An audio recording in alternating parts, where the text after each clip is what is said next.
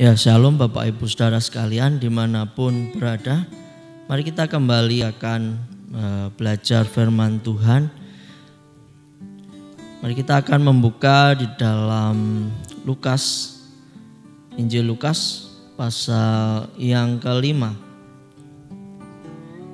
ayat 17 sampai ayat 20. Injil Lukas pasal 5 ayat 17 sampai 20. Saya akan membacakan ya. Pada suatu hari ketika Yesus mengajar, ada beberapa orang Farisi dan ahli Taurat duduk mendengarkannya. Mereka datang dari semua desa di Galilea dan Yudea dan dari Yerusalem. Kuasa Tuhan menyertai dia sehingga ia dapat menyembuhkan orang sakit. Lalu datanglah beberapa orang mengusung orang lumpuh di atas tempat tidur. Mereka berusaha membawa dia masuk dan meletakkannya di hadapan Yesus. Ketika mereka tidak dapat membawanya masuk berhubung dengan banyaknya orang di situ, naiklah mereka ke atap rumah lalu membongkar atap itu dan menurunkan orang itu dengan tempat tidurnya ke tengah-tengah orang banyak, tempat tepat di depan Yesus. Ketika Yesus melihat iman mereka, berkatalah ia, "Hai saudara, dosamu sudah diampuni." Nah, ya puji Tuhan, inilah firman Tuhan. Ya, suatu kali saya membaca satu kisah ya itu dibuat dalam bentuk film. Saya tidak tahu itu kisah nyata atau enggak, tapi ada cerita yang sangat bagus. Waktu itu ada pesawat ya yang melintasi daerah dekat kutub ya. Daerah dekat kutub itu dingin dan semuanya di situ es. Nah, mungkin karena cuaca begitu buruk, lalu akhirnya ada kendala di dalam pesawat itu. Mungkin baling-balingnya ya tidak imbang karena suhu udara. Lalu akhirnya pesawat itu jatuh. Nah, ketika pesawat itu jatuh, orang-orang yang ada di dalamnya itu hampir semuanya meninggal. Nah, masih ada yang hidup, lalu juga akhirnya meninggal juga. Nah, tetapi ada satu orang yang masih ternyata masih hidup dan dia tidak terluka, dia hidup. Nah, tapi sayangnya di sekitarnya tidak ada orang lain selain dia. Akhirnya dia bertahan sendiri di situ. Nah, ternyata kejatuhan pesawat itu pun diketahui ya, karena ada radar ya, tetapi sulit dijangkau ternyata tempat itu. Dan di dalam kisah itu orang itu harus bertahan di dalam cuaca dingin yang sangat ekstrim. Nah, lalu tidak hanya itu. Nah, ternyata di kutub itu juga ternyata ada banyak beruang yang berusaha menyerang dia. Lalu dia harus bertahan ya di dalam keadaan yang dingin. Dia bertahan hidup menghindari beruang-beruang itu. Nah, lalu dia beruntung ya. Ketika dia berlari, dia menemukan satu tempat perlindungan yang cukup aman bagi dia. Nah, lalu dia di situ dia bisa aman, terhindar dari beruang-beruang yang ingin memakan dia. Nah, tetapi ada masalah baru ya. Wah, nanti kalau saya berlindung di sini, kalau tim SAR datang mereka tidak tahu. Di sisi lain kalau dia mau keluar nanti diburu oleh beruang, karena di situ ternyata banyak beruang ya, yang mau membunuh dia, mau memakannya. Dipikir mungkin mangsa. Nah, tetapi di sisi lain, waduh, nanti kalau saya tetap di tempat aman ini, tim SAR yang datang pasti menyangka semua orang sudah mati dan mereka kembali. Nah, ada satu dilema ya di dalam orang itu. Tetapi ada satu hal yang saya tangkap dari cerita ini adalah dia tetap bisa bertahan hidup, yaitu dengan terus bergerak. Nah, kalau dia tidak bergerak dia sudah mati. Masih untung dia diburu oleh beruang, akhirnya dia tetap aktif bergerak. Kalau tidak bergerak dia sudah mati karena cuacanya begitu sangat dingin. Nah, Bapak Ibu Saudara sekalian, Kadang-kadang di dalam kehidupan kita diperhadapkan dengan hal yang sulit, hal yang sepertinya tidak ada pilihan lain.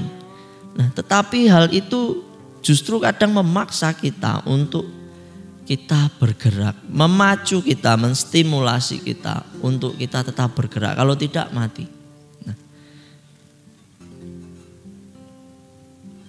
di dalam cerita yang tadi kita baca, di situ ada seorang yang lumpuh, yang dia tidak bisa membuat dirinya sendiri berpindah dari tempat satu ke tempat lain, harus membutuhkan orang lain. Tetapi yang luar biasa di sini ada beberapa orang yang menolong dia untuk bergerak. Nah, dalam kehidupan kita seringkali diperhadapkan dengan hal-hal yang sepertinya itu membuat kita lumpuh, tidak bisa bergerak. Seringkali kita berada di dalam keadaan mungkin kekurangan sehingga kita sulit mencukupi kebutuhan sehari-hari, atau juga mungkin pekerjaan atau karir kita yang stuck, tidak ada kemajuan, malah terjadi banyak hal kelesuan yang membuat kita tidak bisa berkembang. Atau mungkin juga bisnis kita yang lumpuh karena beberapa waktu kita mengalami pandemi, hampir 2 tahun lebih kita mengalami pandemi. Kita tahu banyak dari perusahaan-perusahaan bangkrut, orang yang membangun bisnis banyak yang bangkrut.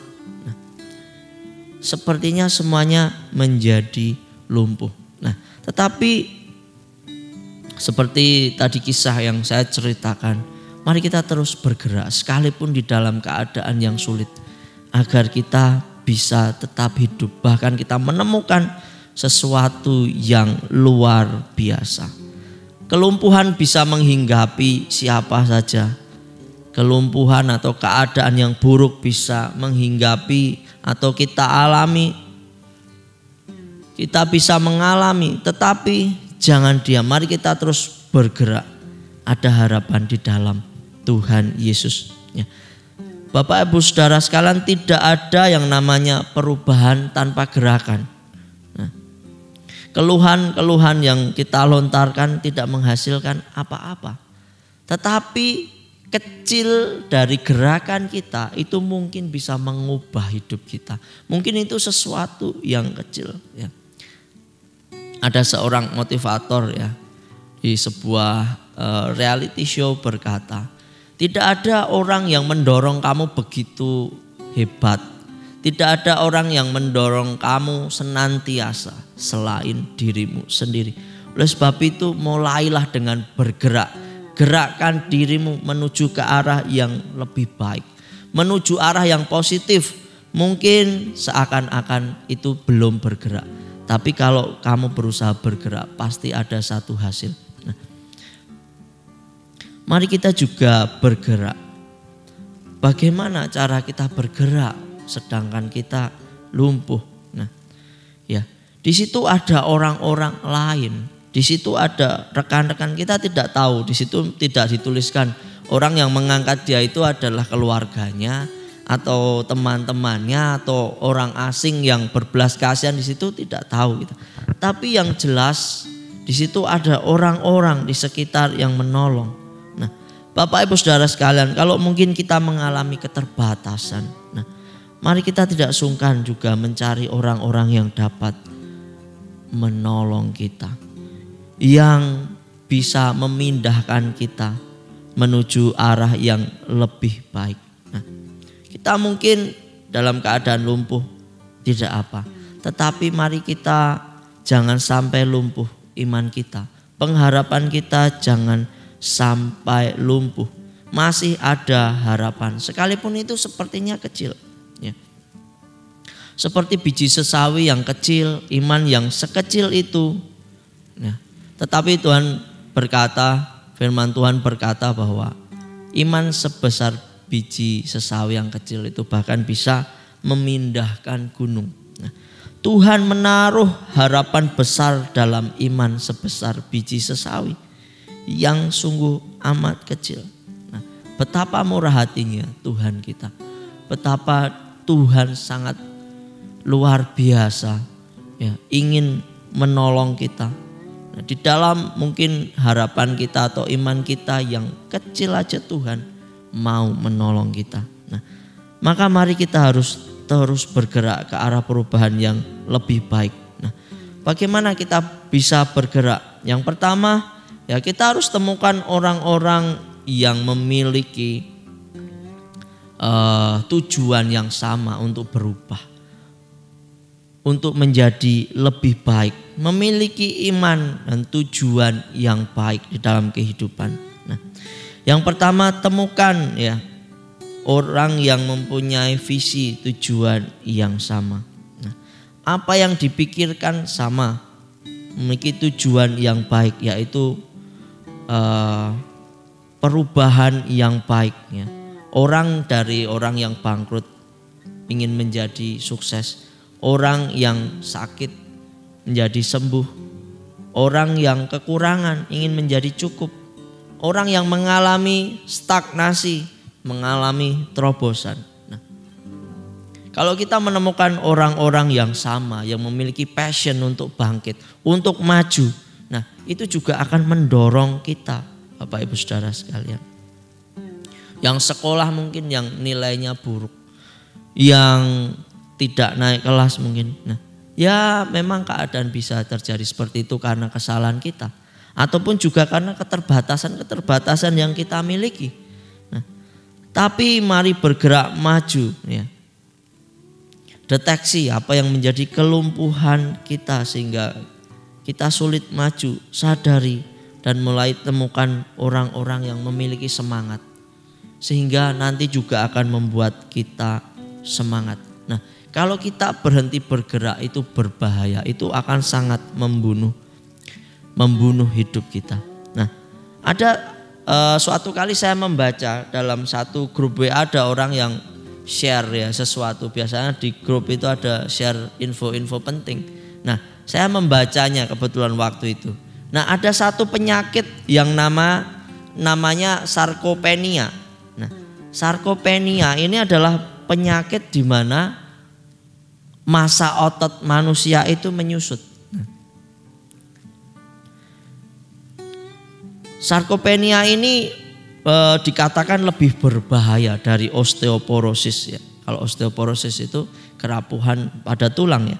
Nah, tetapi sarkopenia ini adalah penyusutan massa otot karena orang itu tidak beraktivitas atau orang itu kurang beraktivitas. Ini seringkali terjadi kepada lansia-lansia, ya. Karena lansia itu semakin dia bertambah usia, itu kemungkinan sangat besar berkurangnya yang namanya massa otot. Sehingga ketika tidak digunakan otot itu, maka akan sangat cepat sekali menyusut. Nah, ketika otot itu menyusut, ya, maka gula darah itu bisa naik dengan cepat.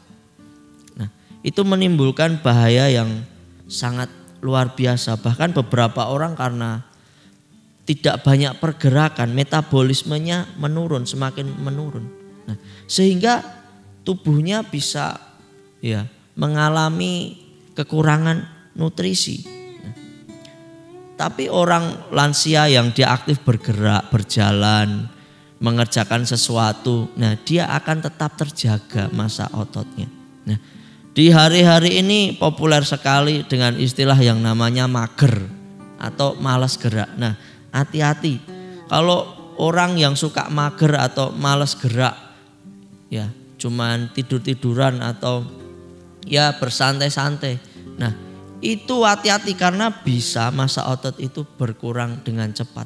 Itu juga bisa dialami oleh orang-orang muda, tetapi cenderung lebih berbahaya kepada lansia karena massa ototnya akan cepat hilang kalau tidak digunakan beraktivitas.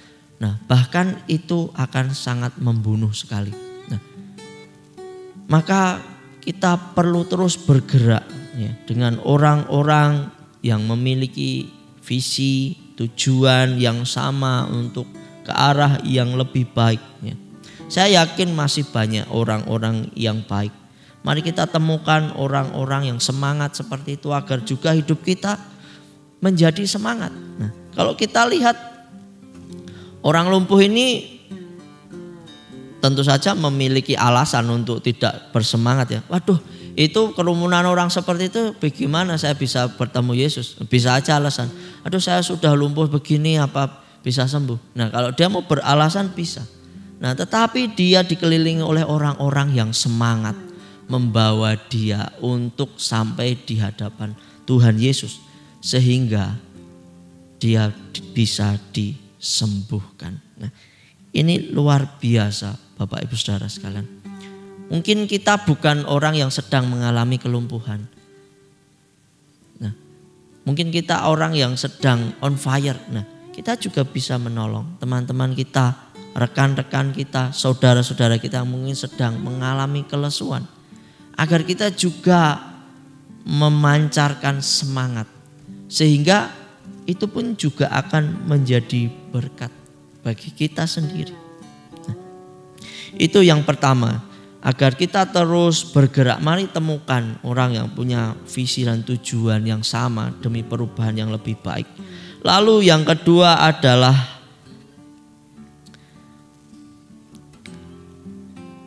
ketika kita mulai menemukan orang-orang yang demikian, nah, kita mulai yang namanya bisa diajak bekerja sama. Nah, kalau kita lihat di dalam kisah ini tadi, mereka begitu sangat baik bekerja sama untuk menolong orang yang lumpuh ini. Nah, orang yang bisa diajak kerja sama ya cirinya adalah kompak ya. Dibutuhkan yang namanya kekompakan untuk membawa orang yang lumpuh ini ya. Saya tidak tahu itu bagaimana cara mereka, tetapi mereka kompak akhirnya bisa membawa orang lumpuh itu di hadapan Tuhan Yesus. Nah, bagaimana mereka bisa kompak ya? Ya, karena mereka memiliki tujuan yang baik untuk menolong orang ini ya. Sampai-sampai ya mereka membuka atap rumah dan menurunkan orang lumpuh itu dari atas. Karena apa? Melihat banyak kerumunan yang tidak mungkin bisa ditembus. Nah, saya membayangkan waktu itu Tuhan Yesus sangat famous, sangat populer ya, bisa menyembuhkan orang sakit, mencelikkan mata orang yang buta ya, sehingga orang itu tertarik ya, entah dia akan bisa percaya kepada Tuhan Yesus atau enggak. Sesuatu yang namanya fenomena atau hal yang fenomenal itu menarik banyak orang. Dan di situ berkerumun ya macam-macam orang yang hanya ingin melihat kejadian yang luar biasa. Di situ semua kumpul jadi satu sehingga ya rumit jalan di situ ya berdesak-desakan. Tidak mungkin membawa orang yang lumpuh ini, sulit sekali akan berdesak-desakan orang yang seperti itu. Ya, kita lihat kalau keadaan seperti itu orang biasanya tidak mau ngalah ya. Ya, tidak tahu lah. Pokoknya desak-desakan pengen yang utama. Nah, bisa-bisa kalau nerobos di situ keinjak-injak malah luka. Tetapi ya mereka kompak untuk membawa mereka ke atap ya. Dan saya percaya orang-orang yang bisa diajak kerja sama itu bekerja sesuai tugasnya dengan baik ya. Saya membayangkan ya, waktu menurunkan orang lumpuh itu dengan tilam ya, itu pasti mereka kerja sama, mungkin ada yang nahan beban itu, keseimbangannya atau mengarahkan orang itu tepat di depan Tuhan Yesus. Pasti ada tugas-tugas mereka. Kamu yang pegang ini, kamu yang pegang ini. Ya, sehingga orang itu bisa turun dengan baik. Ada yang menjaga keseimbangan, ada yang menjaga beban sesuai dengan tugasnya. Sehingga kerjasama itu berjalan efektif dan berjalan dengan baik. Ya. Ada beberapa ya tokoh yang saat ini ada tokoh-tokoh yang terkenal ya, yang membangun perusahaan-perusahaan dengan sukses, itu juga dimulai dengan yang namanya kerjasama yang baik. Bahkan mereka memiliki yang namanya sahabat. Di dalam kerjasama mereka menghasilkan perusahaan yang populer saat ini ya. Salah satunya itu perusahaan Google. Perusahaan Google ya, kita tahu semua ya, Google itu kita pakai setiap hari, bahkan setiap kita yang memiliki Android ya, hampir semua kita memiliki yang namanya akun Google. Kalau enggak memiliki akun Google ya, enggak bisa login ke beberapa aplikasi dan kita enggak bisa menggunakan itu. Nah, kita mau Zoom meeting misalnya ya, kita harus login dulu pakai akun Google ya.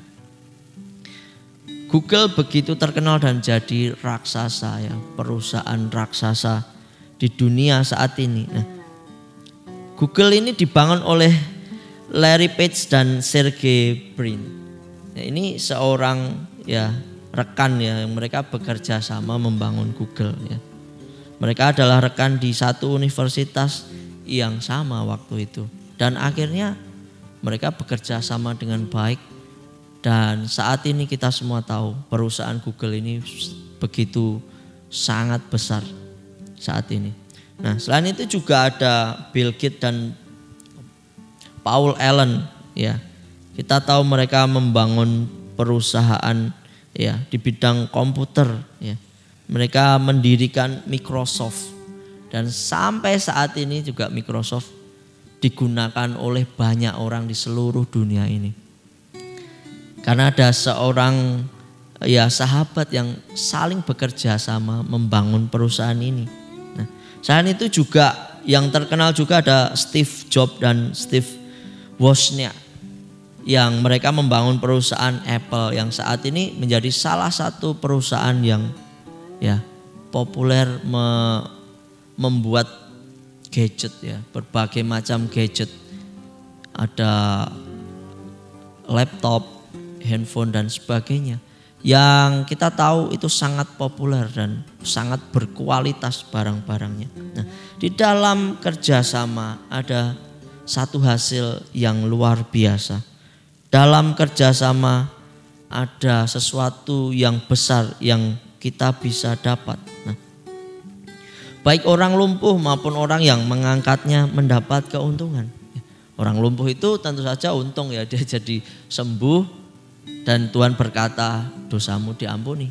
Nah, tetapi orang-orang yang mengangkat dia, saya berpikir Tuhan apa untungnya mereka ya? Ya, untungnya adalah mereka ya mendapat yang namanya pengalaman, experience bagaimana kuasa Tuhan itu dinyatakan. Saya yakin ada sesuatu yang luar biasa terpancar dari Yesus kepada mereka. Yakin ketika Tuhan Yesus berkata bahwa ya, aku melihat imanmu. Bahkan di situ dikatakan ketika Tuhan Yesus melihat iman mereka. Bukan hanya iman orang yang lumpuh itu, tetapi semua orang yang menolong dia, mengangkat dia itu juga mereka memiliki iman. Nah, dan saya percaya mereka dikuatkan oleh pengalaman itu. Nah, di dalam Yesaya pasal 35 ayat 3 dikatakan, kuatkanlah tangan yang lemah lesu dan teguhkanlah lutut yang goyah. Katakanlah kepada orang-orang yang tawar hati, kuatkanlah hati, jangan takut. Lihatlah Allahmu akan datang dengan pembalasan dan dengan ganjaran Allah. Ia sendiri datang menyelamatkan kamu. Mari kita juga menjadi orang-orang yang menguatkan lutut yang goyah dari mungkin rekan-rekan kita, teman-teman kita. Karena ada pengharapan di dalam Tuhan Yesus. Nah, mari kita mendorong sesama kita semakin lebih kuat. Sehingga ya iman kita semakin juga lebih kuat satu dengan yang lain. Karena saling menguatkan, saling menolong. Nah, lalu yang ketiga adalah ya tidak mudah untuk menyerah. Nah, tadi kita lihat tantangannya adalah ya tentu saja kerumunan orang di situ ya. Kita tahu bahwa wah itu sangat rumit. Nah, tetapi orang yang memiliki tujuan, yang mau terus bergerak, dia akan cari solusi. Tidak hanya diam, tetapi dia cari solusi. Kita lihat mereka mulai naik ke atap. Ya mungkin mereka lihat-lihat, wah ini ada kemungkinan mana ya? Kemungkinan mana yang bisa saya cari? Kemungkinan apa yang bisa saya dapatkan agar keluar dari persoalan ini? Nah, seringkali ketika kita bergumul di dalam masalah kita juga berdoa kepada Tuhan. Lalu kita juga berpikir, Tuhan ini bagaimana solusinya? Kita juga menghitung-hitung, Tuhan kalau begini apa mungkin, kalau begini apa mungkin, apa begini ya Tuhan. Nah, ketika kita ingin terus maju bergerak, kita juga memiliki daya untuk berusaha mencari yang namanya solusi. Dan saya yakin inilah yang seringkali disebutkan dengan Tuhan memberi hikmat kepada kita untuk menyelesaikan masalah. Nah, bagaimana orang mau diberi hikmat untuk menyelesaikan masalah kalau dia sendiri aja tidak mau mencari solusi? Bagaimana Tuhan bisa memberi kita hikmat untuk menyelesaikan persoalan kita kalau kita aja tidak berusaha mencari solusi dengan semangat? Ya. Tuhan memberikan hikmat kepada orang-orang yang mencari hikmat. Ya.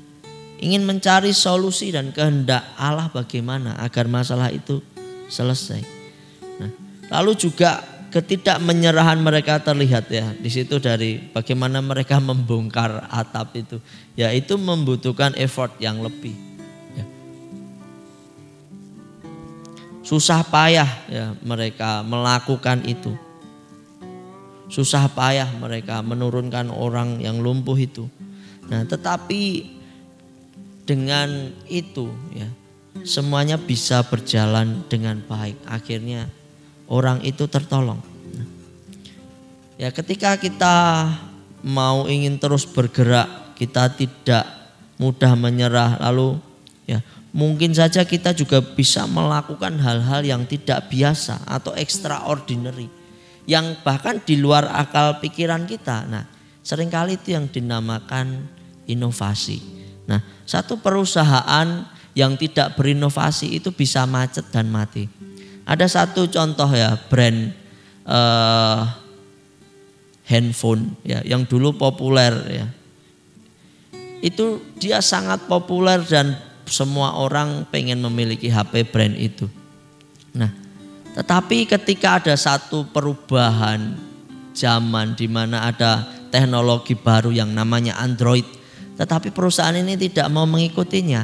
Nah, maka perusahaan ini akhirnya bangkrut, ya tidak bangkrut sepenuhnya, tetapi mulai mengalami penyusutan di dalam penjualan, akhirnya kalah dengan perusahaan-perusahaan lain.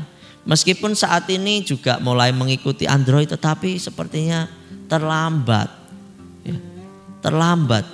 Nah, ketika tidak melihat yang namanya peluang atau hal-hal yang inovatif, ya, kita bisa mengalami yang namanya kebangkrutan atau ya kita bisa mengalami stagnasi. Maka Tuhan juga seringkali di dalam doa-doa kita menginspirasikan sesuatu yang bisa membuat kita berinovasi, menemukan cara-cara yang baru. Nah, inilah hikmat Tuhan yang menolong kita untuk menyelesaikan masalah. Justru di dalam ketidakmenyerahan kita itu menggambarkan ada satu pengharapan yang besar. Pengharapan kita kepada Tuhan. Ada satu orang olahragawan yang pernah berkata, ini seorang pebasket yang sangat terkenal. Dia berkata, saya dulu pernah diajar dosen saya, dan dosen saya itu berkata bahwa jangan kamu berhenti saat kamu lelah, tetapi berhentilah saat kamu selesai.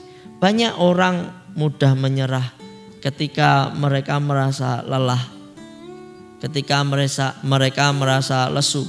Nah, tetapi Apa yang dikatakan oleh dosen dari olahragawan ini terus diingat-ingat, terngiang-ngiang di hatinya bahwa jangan berhenti saat kamu lelah, tetapi berhentilah saat selesai. Maka olahragawan ini sampai saat ini dia masih terus berprestasi.